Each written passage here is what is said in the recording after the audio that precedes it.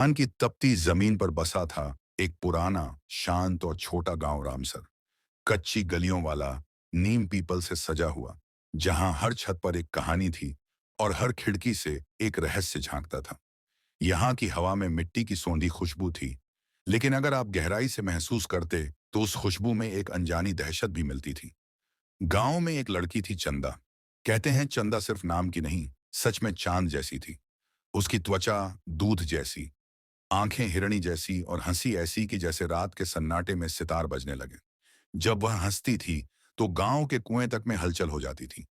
चंदा की मां भागवंती एक विधवा थी। गांव में उसकी छवि कुछ रहस्यमयी सी थी। कोई उसे ओझा कहता तो कोई टोन टोटके वाली, लेकिन किसी में इतना साहस नहीं था कि उसके सामने कुछ कहे। घर गांव के आखिरी सिरे पर था, जहां से जंगल शुरू होता था। उसी घर में चंदा पली बढ़ी थी। गांव के बुजुर्ग अक्सर फुसफुसाते हुए कहते, उस लड़की में कुछ है, उसके शरीर में कोई अलौकिक छाया है। जितनी सुंदर है उतनी ही अजीब। लेकिन चंदा सबके लिए प्रेम की प्रतिमूर्ति थी। मंदिरों में दिए सजाती, छोटे बच्चों को कहानी सुनाती, और जब गांव की औरतें शादी ब्याह की तैयारियों में होती, वो चंदा की सबसे बड़ी मांग होती मेहंदी रचाना। चंदा के हाथों की मेहंदी किसी और से अलग थी। बाकी औरतों की हथेली पर मेहंदी नारंगी हो, तब भी चंदा की हथेली पर गहरा कत्थई रंग चढ़ता, इतना गाढ़ा कि जैसे किसी ने खून से लिखा हो। उसकी हथेली की रेखाओं में अजीब आकृतियां बनती थीं, कभी नाग, कभी पक्षी, तो कभी कोई अज्ञात प्राणी। एक बार गांव की बूढ़ी काकी फूलबाई ने चंदा की हथेली देखकर कांपते हुए कहा था, यह कोई शुभ चिन्ह नहीं है, यह प्रकृति का संकेत है, या फिर चेतावनी। भागवंती ने तब उसे झिड़क दिया था, लेकिन उस दिन के बाद फूलबाई ने कभी चंदा की आंखों में नहीं देखा। गांव के पास एक पुरानी झील थी, काली सरोवर। कहते थे उसकी गहराई नापने की कोशिश किसी ने की तो उसका शव अगले दिन तालाब में उल्टा तैरता मिला। गांव वाले उस जगह से दूर रहते, लेकिन चंदा को वहां बैठना बहुत पसंद था। वो चुपचाप पानी में अपनी परछाई देखती रहती और देर तक गुनगुनाती रहती एक पुराना राजस्थानी लोकगीत। मेहंदी रचाई रे हाथों में, नागा जागे रातों में, सपनों में कोई पुकारे, छांव में डर के साए। दीपक, गांव का एक सीधा साधा नौजवान, अक्सर चंदा को दूर से देखा करता। वो उससे प्रेम करता था, लेकिन कुछ तो ऐसा था जो उसे पास आने से रोकता। एक बार उसने चंदा से पूछा भी, तू हमेशा झील के पास अकेली क्यों बैठती है? चंदा मुस्कुराई। उसकी आंखों में एक अजीब चमक थी। कभी कभी इंसान की परछाई ही उसे सच्चाई दिखाती है, दीपक, और मेरी परछाई में कुछ ऐसा है जो मुझे छोड़ता नहीं। दीपक उस दिन कुछ नहीं समझा, लेकिन उसका दिल धड़कता रहा, शायद डर से, शायद प्रेम से, या शायद दोनों से। यह थी कि हर 100 साल में एक कन्या जन्म लेती है, जो इंसानी नहीं होती। वह किसी भूतपूर्व शाप का हिस्सा होती है, किसी पुराने तांत्रिक यज्ञ की अधूरी परिणीति, या किसी जानवर आत्मा का पुनर्जन्म। उस आत्मा की पहचान सिर्फ एक ही चीज से होती, जब वो लड़की सगाई के समय मेहंदी रचाती है, तब उसकी हथेली पर कोई शिकार करने वाला जानवर उभर आता है।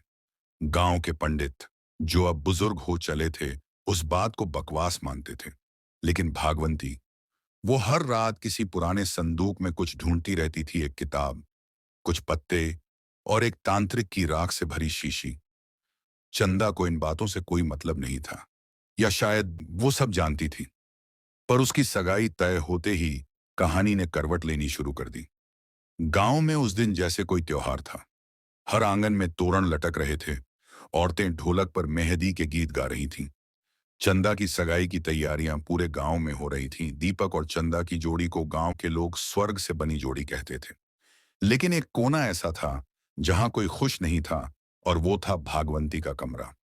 भागवंती सारा दिन चुप रही।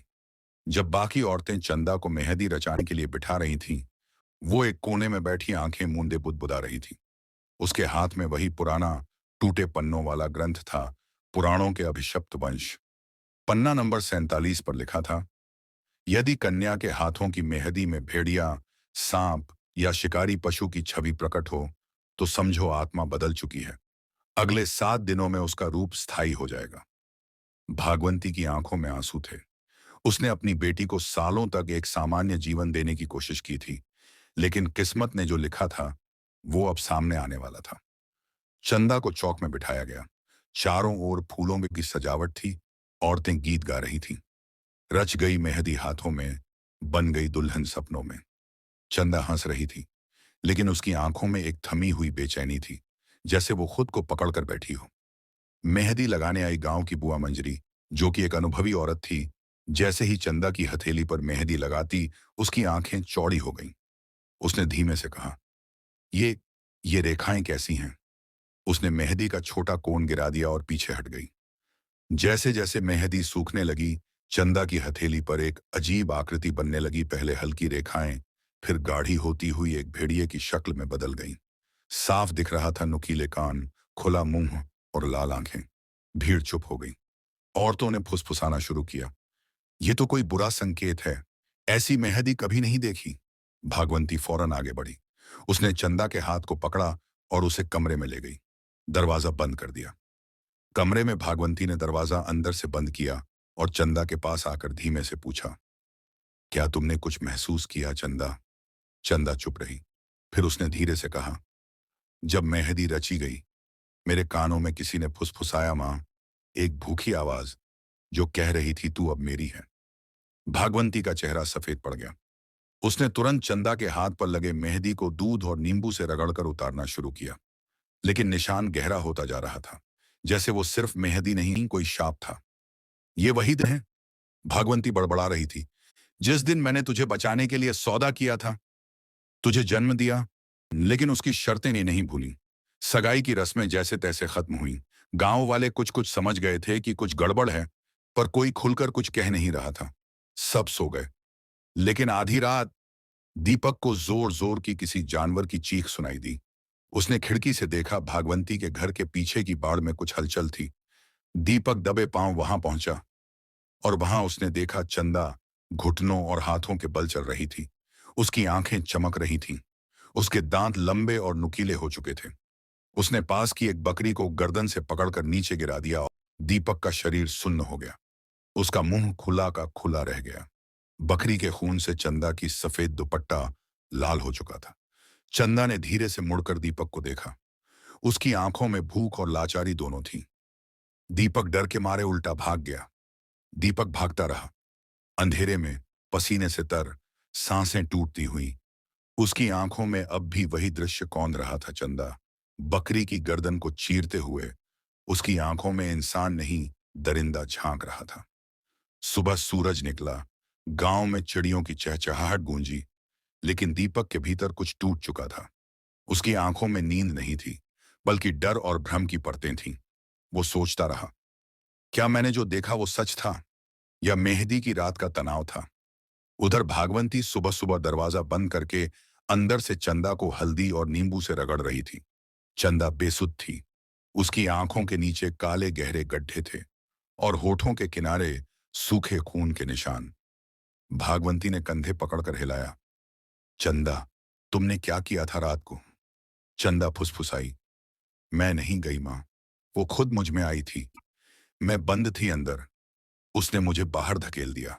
भागवंती कांप गई। उसे अब यकीन हो चला था, वो वक्त आ गया था। गांव में सुबह एक और सनसनी फैल चुकी थी।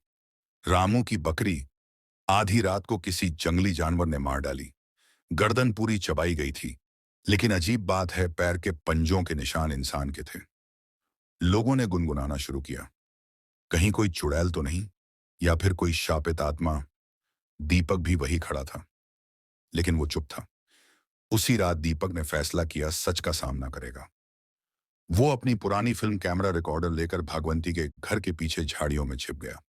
हल्की सी चांदनी थी और हवा में एक अजीब सी गंध थी, कच्चे मांस और लोहे जैसी। रात के ठीक 1 बजे खिड़की खुली। चंदा बाहर निकली, लेकिन उसके चलने का ढंग इंसानों जैसा नहीं था। वो झुककर चल रही थी, जैसे उसकी रीढ़ की हड्डी सीधी न हो। उसकी आंखें नीली हो चुकी थीं और हाथ की उंगलियां नुकीले पंजों में बदल रही थीं। दीपक की सांसें थम गईं। चंदा ने बाड़ पार की और सीधे छोटे पगडंडी की ओर बढ़ी, जहां से हर रात दूध वाला गुजरता था।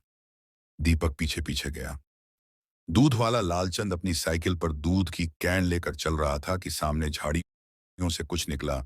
एक अधनंगा, घने बालों वाला वो, जीव, जिसकी आंखें लाल थीं और आवाज कर्कश, किसी भूखे भेड़िए जैसी।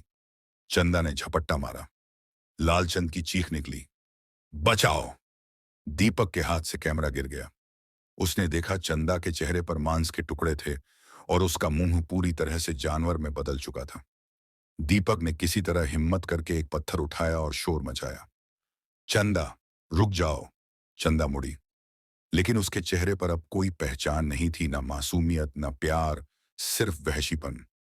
गांव वालों को सुबह पगडंडी पर लालचंद की साइकिल, दूध के डिब्बे और एक इंसानी कान मिला। लालचंद गायब था। गांव में हाहाकार मच गया। तांत्रिक बुलाने की बात होने लगी। किसी ने कहा, यह कोई भेड़िया नहीं, ये तो किसी इंसान के भेष में बल है। दीपक अब चुप नहीं रह सकता था।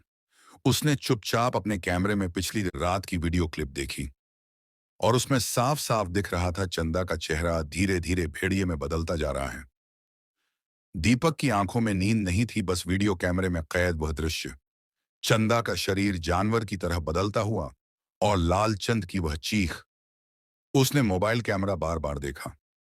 अगर ये किसी को दिखाया तो चंदा को मार देंगे, पर चुप रहना भी गुनाह जैसा था। उधर गांव में हाहाकार मचा था। दूध वाले लालचंद की कटी अंगुली सुबह खेत के पास मिली थी। कोई आदमखोर है गांव में। ये भूत नहीं, कोई राक्षसी है जो इंसान का रूप धरती है। गांव की चौपाल में पंचायत बैठी। एक बूढ़ा तांत्रिक आता है। पंचों ने निर्णय लिया, गांव के बाहर रहने वाले तांत्रिक भैरवनाथ को बुलाया जाए। भैरवनाथ एक लंगड़ा बूढ़ा था, जिसकी एक आंख सफेद और अंधी थी। उसके साथ उसकी पोथी थी, राख से सना शरीर और कमर में बंधा एक हड्डियों का गुच्छा। जब वो गांव में आया तो हवा में अजीब सी गंध फैल गई। पेड़ हिलने लगे, पक्षी चुप हो गए। इस गांव में इंसान की चमड़ी में कोई और छुपा है, उसने आंखें मूंद कर कहा। पंच बोले, कौन है बाबा, हमें बचाओ। भैरवनाथ ने आदेश दिया, सभी कुंवारी लड़कियों को मेरे सामने लाया जाए। जिस पर शाप है वो सामने आ जाएगी। दीपक का दिल बैठ गया। भागवंती समझ गई थी कि अब सच्चाई छुप नहीं सकती। उसने चंदा को घर के अंदर बंद कर दिया और उसके मुंह पर लाल चादर डाल दी। बेटी, बाहर मत निकलना। अगर तुझे पहचान लिया गया तो तुझे जिंदा जला देंगे। लेकिन चंदा की आंखों में कुछ और था, घबराहट नहीं, भूख। उसने मां से कहा, मुझे बाहर जाने दे, मेरा शिकार आ रहा है। भागवंती कांप गई। ये अब उसकी बेटी नहीं थी, वो कुछ और बन चुकी थी। दीपक के पास वह वीडियो था, सबूत। लेकिन सवाल यह था, क्या वो गांव वालों को दिखाकर चंदा को बचा सकता है या मार डालेगा? उसने वही वीडियो लेकर भैरवनाथ से मिलने का फैसला किया। तांत्रिक ने वीडियो देखा और वो अचानक गुस्से से थरथराने लगा। ये कोई आम भेड़िया नहीं, ये है मेहदी का शाप। क्या मतलब बाबा? भैरवनाथ ने अपनी किताब खोली और एक डरावनी कहानी सुनाई। एक राक्षसी थी, रूपमाया, जिसे एक राजकुमारी ने शादी के दिन मेहंदी लगाकर काबू किया था। लेकिन वो शाप दे गई, जो भी उस मेहंदी को दोबारा लगाएगा उसमें मेरी आत्मा समा जाएगी। और उस दिन के बाद हर 100 साल में एक लड़की मेहंदी रचाकर जानवर में बदल जाती है। दीपक के रोंगटे खड़े हो गए। इस बार वो लड़की चंदा है। उधर पंचायत का फैसला आ गया। गांव की सभी कुंवारियों को मंदिर में रखा जाएगा और जिस पर साया होगा वो खुद को जाहिर कर देगी। दीपक दौड़ता हुआ चंदा के पास गया। चंदा, सब जान गए हैं, मैं तुझे कहीं ले चलूंगा, भाग चलो मेरे साथ। लेकिन चंदा अब इंसानी शब्द नहीं समझ पा रही थी। उसकी आंखें नीली थीं, उसके नाखून बड़े हो चुके थे और उसके होंठों से खून टपक रहा था। दीपक, अब बहुत देर हो चुकी है। गांव के बीचों बीच स्थित था पांडवकालीन शिव मंदिर, जिसके दरवाजे सदियों से रात में बंद कर दिए जाते थे। लेकिन आज आज वहां सारी कुंवारी लड़कियां बंद की जाएंगी, पंचों ने कहा। और जो लड़की शापित है वो अपने आप पकड़ में आ जाएगी। मंदिर के चारों ओर राख की लकीरें, हल्दी, नींबू और लोहे के कीलों की जंजीरें बांधी गईं। भैरवनाथ तांत्रिक ने आदेश दिया, जो भीतर है वो बाहर नहीं आएगा और जो बाहर है वो भीतर नहीं जाएगा। सभी लड़कियों को एक एक करके लाया गया, चंदा को भी लाल चादर में लपेटकर। भागवंती की आंखें रोते रोते लाल थीं, लेकिन अब कुछ बचा नहीं था। दीपक झाड़ियों के पीछे छिपा देख रहा था। उसके दिल में आग जल रही थी, डर की नहीं, प्यार की। वो चंदा है, वो कोई राक्षसी नहीं। मैं उसे बचाऊंगा। रात के ठीक 11:59 पर मंदिर का मुख्य दरवाजा धड़ाम से बंद किया गया। भीतर 17 लड़कियां थीं, एक एक कोने में सहमी हुई, जमीन पर बैठी, भगवान की मूर्ति की छाया के नीचे। चंदा सबसे अलग एक खंभे से लगी बैठी थी। उसकी सांसें तेज थीं और आंखें भीतर किसी जंग से जूझ रही थीं। धीरे धीरे घड़ी ने 2 बजे का वक्त दिखाया। तभी मंदिर के भीतर की हवा बदल गई। हल्की सी सड़ांध की बू अंदर फैलने लगी। दीवारों से जैसे किसी ने खुरचने की आवाज करना शुरू कर दी। एक लड़की कांपती हुई बोली, कौन है? फिर अचानक एक चीख। किसी लड़की ने अपने सामने देखा। चंदा अब खड़ी थी। उसकी रीढ़ मुड़ चुकी थी और आंखें पूरी नीली। उसका चेहरा इंसान का नहीं रहा था। तू नहीं बचेगी। चंदा के मुंह से आवाज नहीं, भेड़िए जैसी गड़गड़ाहट निकली। वो झपट पड़ी, एक लड़की की गर्दन को नोच लिया। खून का फव्वारा दीवारों पर आने जा गिरा। लड़कियां भागीं, लेकिन दरवाजे बंद थे। तांत्रिक और पंच मंदिर के बाहर मंत्र पढ़ रहे थे। तभी मंदिर के भीतर से रक्त से सनी एक उंगली बाहर दरवाजे की दरार से फेंकी गई और दीवार पर खून से लिखा था, रूप माया वापस आ गई है। तांत्रिक कांप गया। अब वो नहीं बच सकती। अब इंसानी रूप में वो जिंदा नहीं रहेगी। दीपक ने सब कुछ देखा। अब वक्त था आखिरी कदम उठाने का। दीपक ने हाथ में लोहे की छड़ उठाई और राख की रेखा तोड़कर मंदिर में घुस गया। तांत्रिक चिल्लाया, रुको, मर जाएगा। लेकिन दीपक चिल्लाया, मैं उसके प्यार को मरने नहीं दूंगा। अंदर अंधेरा था, दीवारों पर खून, एक लड़की का शव और खंभे के पास चंदा, जो अब पूरी तरह जानवर बन चुकी थी। लेकिन जब दीपक उसके पास आया, उसने एक पल को आंखें बंद कर ली और फुसफुसाई, दीपक, मुझे मार दो, इससे पहले कि मैं तुझे भी खा जाऊं। दीपक रोते हुए बोला, नहीं चंदा, मैं तुझे तेरी मुक्ति दिलाऊंगा, पर मारूंगा नहीं। वो दौड़ा मूर्ति के नीचे गया, जहां तांत्रिक की किताब के अनुसार रूपमाया का ताबीज दफन था। दीपक ने खून से सना वो ताबीज निकाला और चंदा के गले में डाल दिया। एक तेज चीख हुई, जैसे कोई भेड़िया मौत के दर्द में हो। चंदा के शरीर से धुआं निकलने लगा और वह फर्श पर गिर पड़ी। धीरे धीरे उसकी आंखों से नीला रंग गायब हुआ। उसने एक धीमी सी सांस ली। दीपक, तूने मुझे बचा लिया। और बेहोश हो गई। सुबह की पहली किरण मंदिर के खून से सने पत्थरों पर पड़ी। चंदा बेहोश पड़ी थी, उसकी सांसें हल्की, शरीर थका हुआ, लेकिन चेहरे पर सुकून। दीपक ने उसे अपनी गोद में लिया। तू अब बच गई है, अब कुछ नहीं होगा। तांत्रिक भैरवनाथ ने मंदिर की दीवार पर चिपके खून के तिलक को देखा और कहा, शाप टूट चुका है। लेकिन दीपक ने गर्दन उठाई। लेकिन क्या? भैरवनाथ की आंखें डर से फैल गईं। रूपमाया का ताबीज सिर्फ आत्मा को शरीर से बाहर निकालता है, उसे नष्ट नहीं करता। उसकी आत्मा अब किसी और शरीर की तलाश में है। उसी क्षण गांव की सीमा पर एक औरत दिखाई दी। लंबा घूंघट, सफेद साड़ी, हाथ में पीतल की कटोरी और उसमें मेहंदी की गाढ़ी परछाई। मैं उसकी मां हूं, उसने धीमे स्वर में कहा। पंच बोले, किसकी मां? वो बोली, रूपमाया की। भैरवनाथ कांप उठा। ये कैसे हो सकता है? औरत बोली, मैंने रूपमाया को 400 साल पहले जन्म दिया था और आज मैं उसकी आत्मा को दोबारा जगाने आई हूं, जिसमें वो समा गई है। मुझे उसका शरीर चाहिए। चंदा को घर लाया गया। भागवंती उसे देख रो रही थी। मेरी बेटी अब ठीक है, बस ठीक रहे। दीपक वहीं बैठा रहा, उसका हाथ थामे। लेकिन रात होते होते चंदा की नब्ज फिर से तेज होने लगी। उसकी सांसें घबराई हुई थीं। दीपक, कुछ अंदर से मुझे फिर खींच रहा है, जैसे कोई मुझे मेरे ही शरीर से निकालना चाहता हो। दीपक भागा तांत्रिक को लाने। भैरवनाथ आया और बोला, ये उसी औरत की चाल है। अगर वो चंदा के शरीर तक पहुंच गई तो फिर से रूपमाया लौट आएगी। दीपक, तो अब क्या करें? तांत्रिक ने आंखें मूंदी और कहा, रूपमाया की आत्मा को बंद करने का बस एक तरीका है, उसे उसी मेहंदी की कटोरी में कैद करना, जिससे वो पहली बार जन्मी थी। और वो कटोरी अब उस औरत के पास है। दीपक अकेले गांव के बाहर गया। शमशान के पास बैठी वह औरत हंस रही थी। उसके चारों ओर काले कौवे, मिट्टी में गढ़े इंसानी पैर और उसके गले में एक कटी चोटी का हार। दीपक ने चिल्लाकर कहा, वो कटोरी दे दे, वरना तुझे जला दूंगा। वो औरत बोली, आजा, ले जा, अगर तुझ में है हिम्मत। दीपक ने हाथ में राख, नमक और लोहे की चेन उठाई भैरवनाथ की दी हुई। जैसे ही वह औरत उठी, उसका घूंघट हट गया। वो इंसान नहीं थी। उसका चेहरा झुलसा हुआ, आंखें गड्ढों में धंसी और जुबान लंबी होकर कांप रही थी। रूपमाया की आत्मा उसमें समा चुकी थी।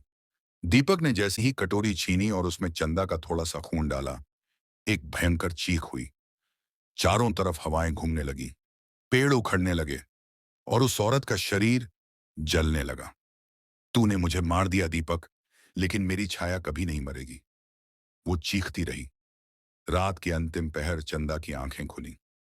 उसका माथा पसीने से भीगा था, लेकिन चेहरा शांत था। अब सब खत्म हो गया? उसने पूछा। दीपक ने मुस्कुराकर कहा, अब सिर्फ हम बचे हैं, और वो मेहंदी जो दोबारा कभी नहीं लगेगी। 20 साल बाद चंदा और दीपक अब गांव छोड़कर एक शांत पहाड़ी इलाके में बस गए हैं। उनकी एक 18 साल की बेटी है, मायरा। मायरा तेज, खूबसूरत और चुपचाप सी लड़की है, लेकिन बचपन से एक रहस्य उसके साथ जुड़ा है। जब वो 3 साल की थी, उसकी हथेली पर अपने आप मेहंदी उभर आई थी। किसी ने लगाई नहीं थी, लेकिन वो मौजूद थी, खून जैसे लाल रंग की मेहंदी। भैरवनाथ अब बहुत बूढ़ा हो चुका है और बिस्तर से उठ नहीं सकता। वो हमेशा कहता रहता है, वो लौटेगी। रूपमाया की छाया अब मायरा के भीतर है। दीपक हमेशा भैरवनाथ को डांटता, वो बस एक लड़की है, मेरी बेटी है, कोई आत्मा नहीं। एक रात मायरा के कमरे से जानवर की आवाज आती है। दीपक और चंदा भागकर अंदर जाते हैं, लेकिन मायरा अपनी डेस्क पर बैठी पढ़ रही होती है और कहती है, आपको भ्रम हुआ है। दीवार पर एक चीख खून से लिखी मिलती है, रूप माया अब जवान हो रही है। चंदा कांप जाती है। ये वही लिपि है जो मंदिर की दीवारों पर थी 20 साल पहले। दीपक को अब डर सताने लगता है। गांव में अब एक नई पंडिताइन आई है, भूरी माँ। वो हर किसी से अलग है, आंखों में अजीब सी रोशनी, बातों में जादू, और एक खास बात, मुझे देखे बिना कोई लड़की शादी नहीं कर सकती, वो कहती है। एक दिन वो मायरा से कहती है, तेरी हथेली पर जो मेहंदी है, वो इंसान की नहीं है, वो उस आत्मा की है जिसे कभी बंद किया गया था, पर अब वह बाहर निकलना चाहती है।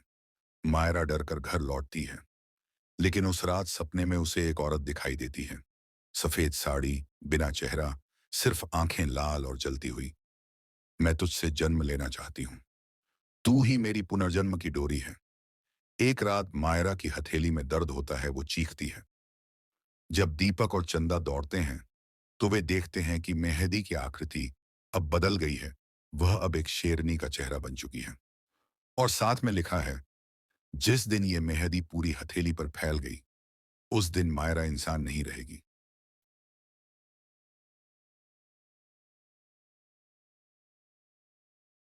अगर आपको यह रहस्यपूर्ण, रोमांचक और दिल को छू जाने वाली कहानी पसंद आई हो, तो अभी लाइक कीजिए। इस कहानी को पसंद कर रहे हैं? एक लाइक आपकी सराहना दिखाता है और हमें और कहानियां लाने की हिम्मत देता है। शेयर कीजिए। ऐसी ही दिल दहला देने वाली कहानियों के लिए चैनल को सब्सक्राइब करना न भूलें।